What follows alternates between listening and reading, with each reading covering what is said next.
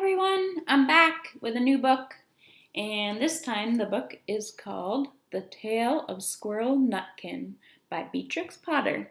And this book reminds me of when we walk to Deering Oaks and we see Stumpy, our little squirrel friend. So this is a tiny little book, so I'll try to show you the pictures close up. The Tale of Squirrel Nutkin.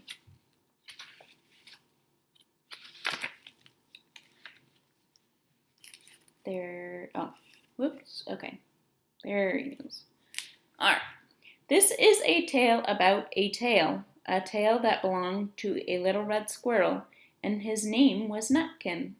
He had a brother called Twinkleberry, and a great many cousins. They lived in a wood at the edge of a lake. In the middle of the lake there is an island covered with trees and nut bushes, and amongst those trees stands a hollow oak tree, which is the house of an owl who is called Old Brown. Can you see the picture? One autumn, when the nuts were ripe and the leaves on the hazel bushes were golden and green, Nutkin and Twinkleberry and all the other little squirrels came out of the wood and down to the edge of the lake.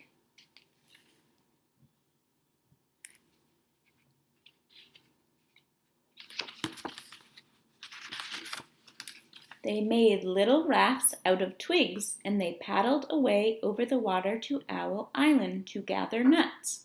Each squirrel had a little sack and a large oar, and spread out his tail for a sail.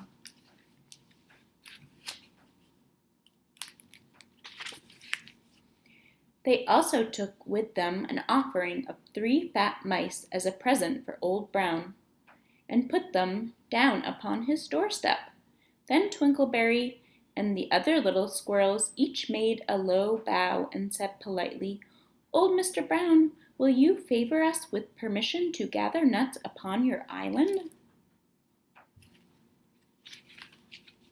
But Nutkin was excessively impertinent in his manners. He bobbed up and down like a little red cherry, singing, riddle me, rot, tot, tot, a little wee man in a red, red coat, a staff in his hand and a stone in his throat. If you'll tell me this riddle, I'll give you a groat. Now this riddle is as old as the hills.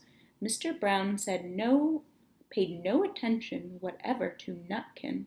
He shut his eyes obstinately and went to sleep.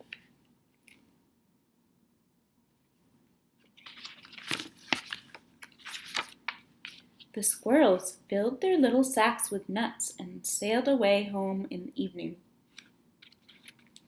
Remember, we see the squirrels at the park, and they're all gathering nuts too.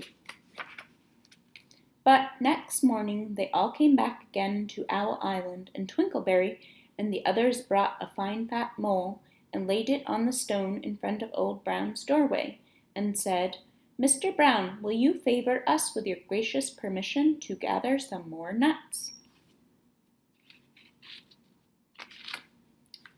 But Nutkin, who had no respect, began to dance up and down, tickling old Mr. Brown with a nettle and singing, "Old Mr. B, riddle me ree, hitty pitty within the wall, hitty pitty without the wall, if you touch hitty pitty, we'll bite you." Mr. Brown woke up suddenly and carried the mole into his house. That silly little squirrel Nutkin. He shut the door in Nutkin's face. Presently a little thread of blue smoke from a wood fire came up from the top of the tree. And Nutkin peeped through the keyhole and sang, a house full, a hole full, and you cannot gather a bowlful."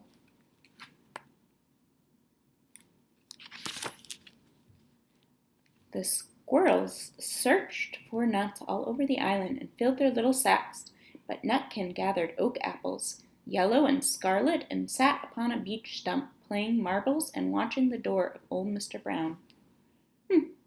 Wonder if he's going to come out, old Mr. Brown.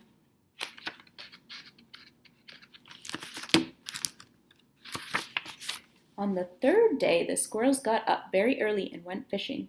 They caught 7 fat minnows as a present for Old Brown. See, they're fishing.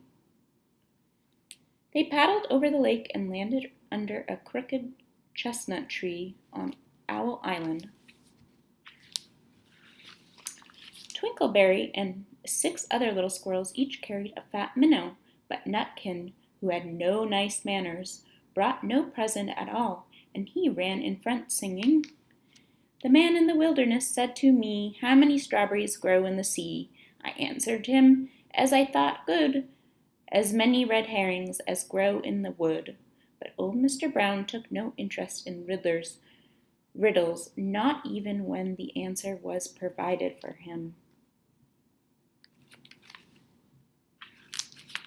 On the 4th day, the squirrels brought a present of 6 fat beetles. Oh, there we go. Which were as good as plums in plum pudding for Old Brown. Each beetle was wrapped up carefully in a dock leaf fastened with a pine needle pin, but Nutkin sang as rudely as ever, "Old Mr. B, riddle me ree, flower of England, fruit of Spain, met together in a shower of rain, put in a bag tied round with a string. If you'll tell me this riddle, I'll give you a ring." Which was ridiculous of Nutkin, because he had not gotten any ring to give to Old Brown. The other squirrels hunted up and down the nut bushes, but Nutkin gathered robin's pincushions off a briar bush and stuck them full of pine needle pins. On the 5th day, the squirrels brought a present of wild honey. It was so sweet and sticky that they licked their fingers as they put it down upon the stone. They had stolen it out of a bumblebee's nest on the tippity top of the hill. But Nutkin skipped up and down singing, "Hum-a-bum, buzz, buzz, hum-a-bum, buzz, buzz. As I went over Tipple-time, I met a flock of bonny swine, some yellow-nacked, some yellow-backed. They were the very bonniest swine that ever went over Tipple-time." That silly Squirrel Nutkin.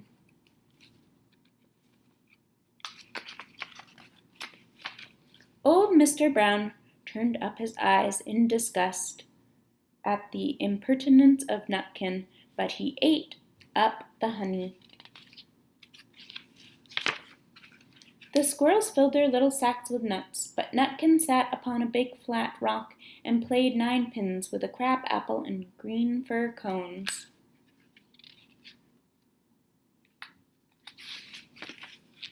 On the 6th day, which was Saturday, the squirrels came again for the last time. They brought a new laid egg in a little rush basket as a last parting present for Old Brown.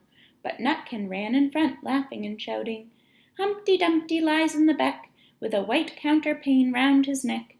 40 doctors and 40 wrights cannot put Humpty Dumpty to rights." Now old Mr. Brown took an interest in eggs. He opened one eye and shut it again, but still he did not speak. He looks very sad, doesn't he? Nutkin became more and more impertinent.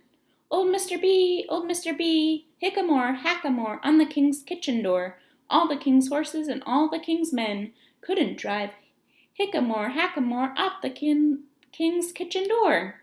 Nutkin danced up and down like a sunbeam, but still Old Brown said nothing at all.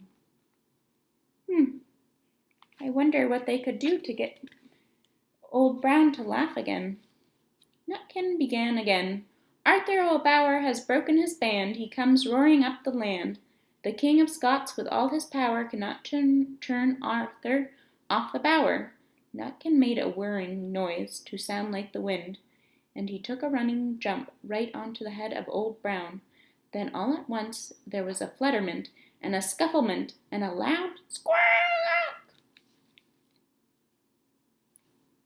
The other squirrels scuttered away into the bushes. When they came back very cautiously, peeping round the tree, there was Old Brown, sitting on his doorstep quite still, with his eyes closed as if nothing had happened. But Nutkin was in his waistcoat pocket. He was in his pocket. This looks like the end of the story, but it isn't.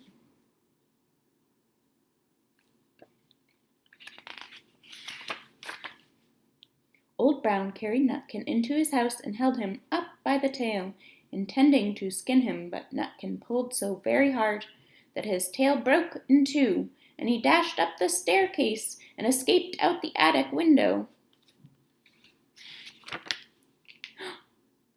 And to this day, if you meet Nutkin up a tree and ask him a riddle, and he will throw sticks at you and stamp his feet and scold and shout, "Cock, cock, cock, cock, cock, cock, cock, cock, cock."